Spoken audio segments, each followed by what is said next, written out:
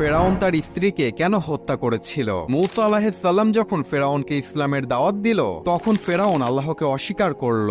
কিন্তু ফেরাউনের স্ত্রী আসিয়া রাদিয়াল্লাহু তাআলা আনহা মূসা নবীর ইসলামের দাওয়াত শুনে আল্লাহর প্রতি ঈমান আনলেন এবং গোপনে গোপনে আল্লাহ তাআলার ইবাদত করতে থাকলেন। ফেরাউন একদিন জানতে পারলেন তার স্ত্রী ইসলাম ধর্ম গ্রহণ করেছে এবং গোপনে আল্লাহর ইবাদত করছে। ফেরাউন এই খবর শুনে প্রচন্ড রেগে যান এবং তার স্ত্রীকে ডেকে বলেন, তুমি কি সত্যি আমার বিরুদ্ধে গিয়ে মূসা নবীর ইসলাম ধর্ম গ্রহণ করেছো?